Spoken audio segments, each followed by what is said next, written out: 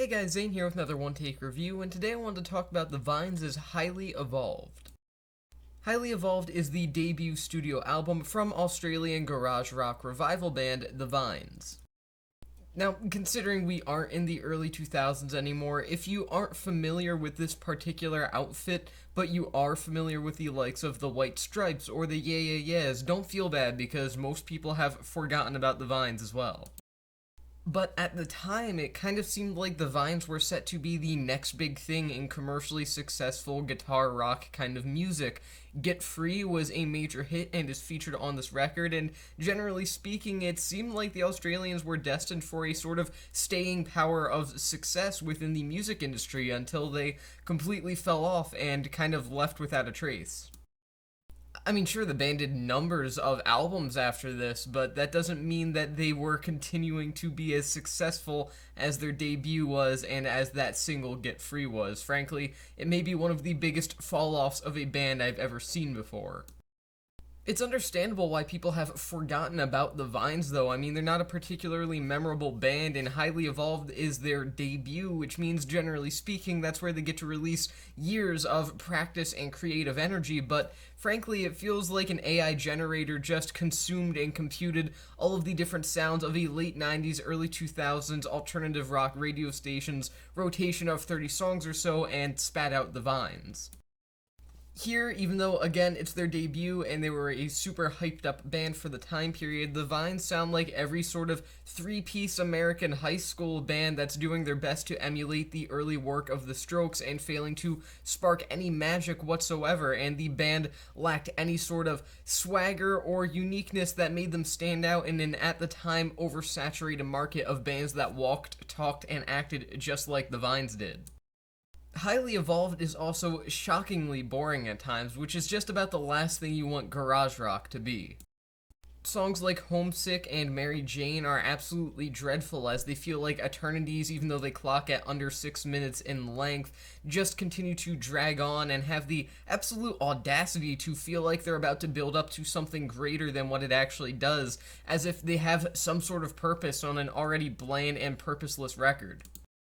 In fact, that may very well be one of the Vines' biggest curses in retrospect. They refuse to just jump off that cliff into the pool of awfulness. They just opt out to make incredibly mediocre music that's some of the most common early 2000s rock music you'll probably ever hear. Something mediocre is often worse than something bad to me because at least the latter of the two can be made fun of or enjoyed in an ironic light.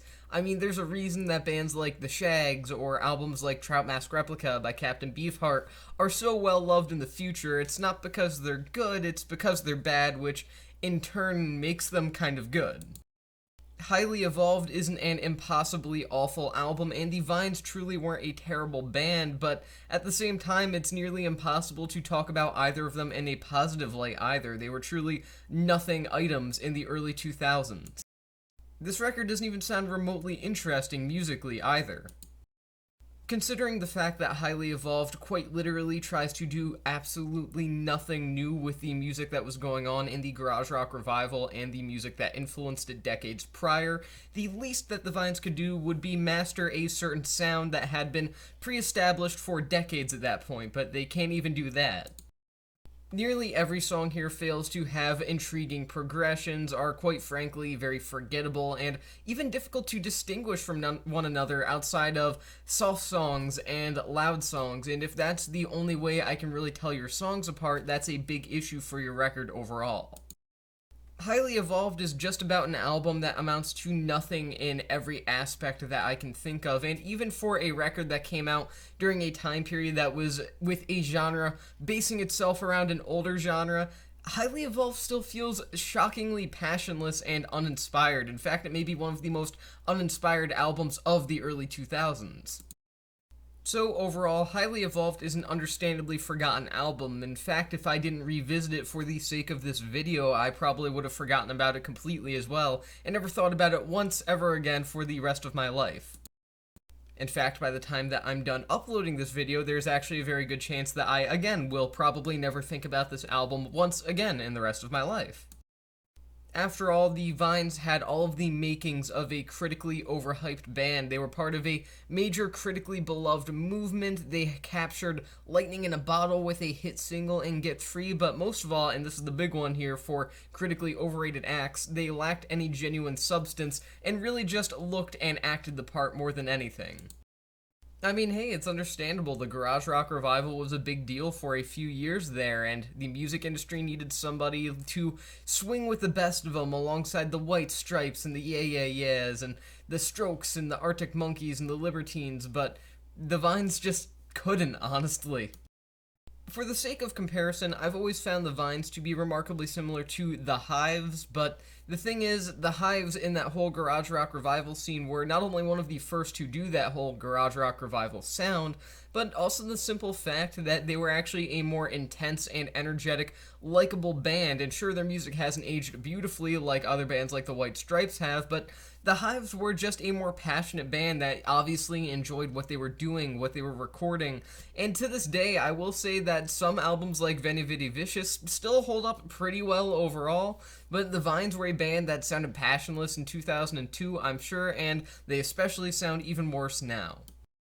While the early 2000s were undeniably a really good time for rock music in general, long since forgotten albums like Highly Evolved and long since forgotten bands like the Vines do lead one to wonder just how rose-tinted those glasses we wear are when we look back on the entire movement. I mean, not every album that was coming out of this was Fever to Tell or Whatever People Say I Am.